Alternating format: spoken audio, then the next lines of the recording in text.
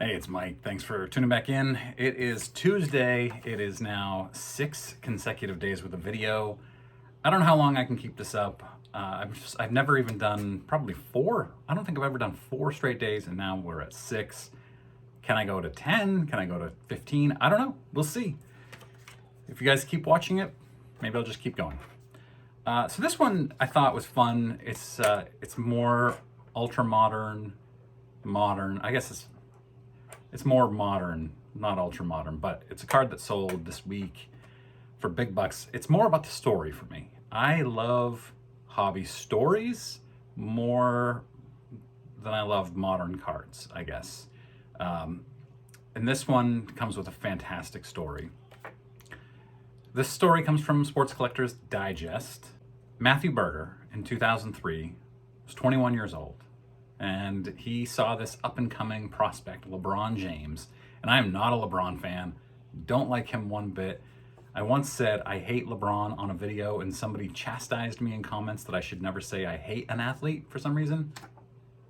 Okay, so I'm not a LeBron fan, but this is a great story. So LeBron, back in 2003, had a 2003-2004 Upper Deck Exquisite rookie patch auto, numbered to 23, that kind of buoyed that set for Upper Deck. And prices of those boxes skyrocketed. There were 6 cards per box. The price went up to $500 because of LeBron. Everybody wanted to pull that. LeBron.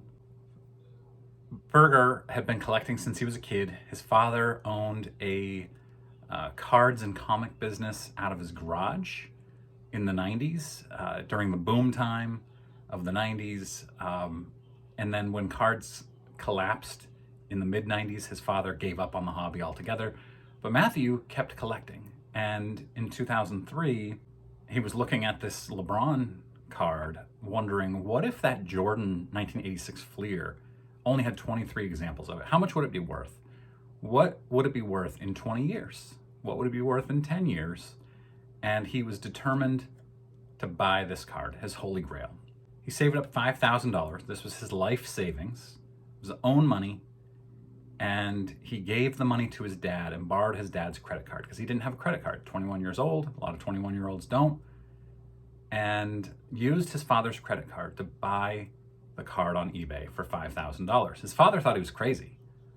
I would too. If my son came to me and said, I want to buy this collectible of a prospect for $5,000, I'd be like, are you serious?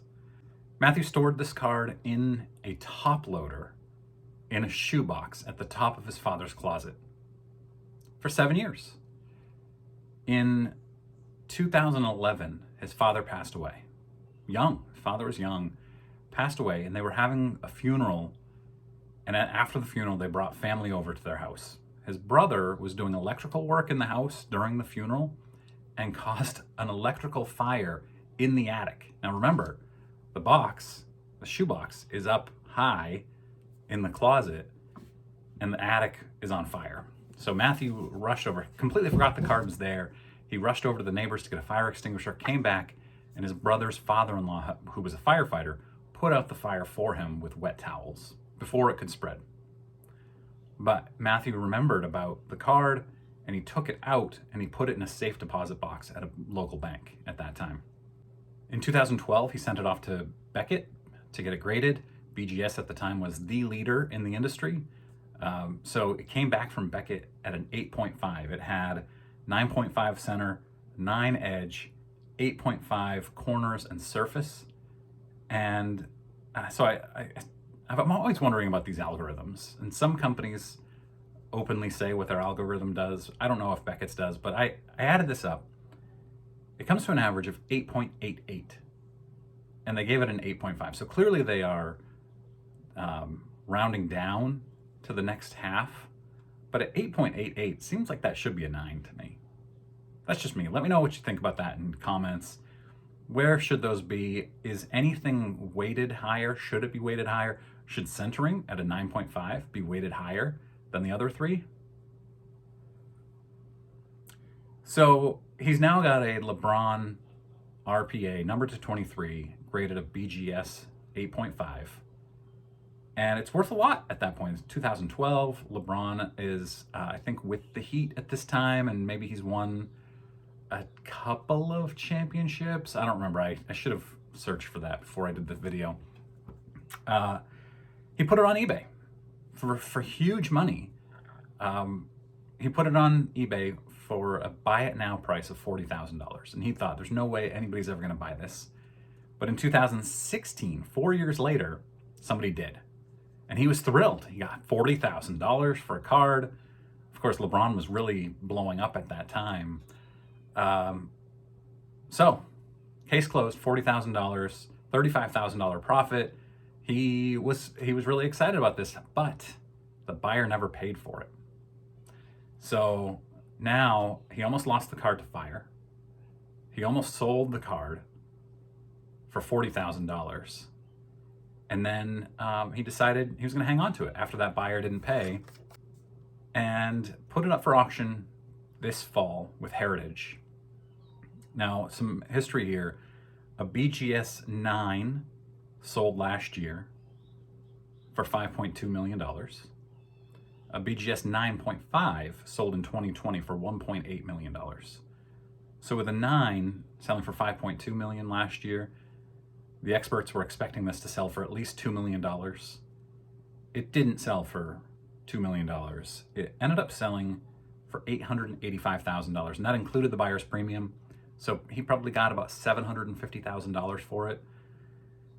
It's not $2 million, but that is a huge, huge return on his life savings of $5,000 when he had to borrow a credit card to pay for it.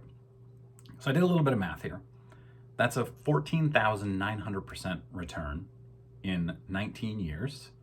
Pretty good. If he had just put that $5,000 in an S&P index fund in 2003, it would have returned about $21,000. So, index fund, my kind of risk. LeBron RPA, his kind of risk. Pretty smart. What would you have done? Would you have, if you were a huge LeBron fan, would you have invested your life savings in an RPA? Are you doing that now? And if so, who is it? Who's your guy that you think is going to blow up and be worth millions of dollars in 20 years? I'm really curious to hear that. It's not going to be, I'm talking prospects. So Mike Trout is out. Trout is not a prospect. Who's a young guy that you think could be? Shohei? Has he already had cards that sold for millions? I don't know. I don't keep track of these ultra modern and modern sales that much. But anyway, that's my video for today. If you're new here, I'm putting out videos daily right now for who knows how much longer. Click that subscribe button. I really appreciate it. Thanks for watching.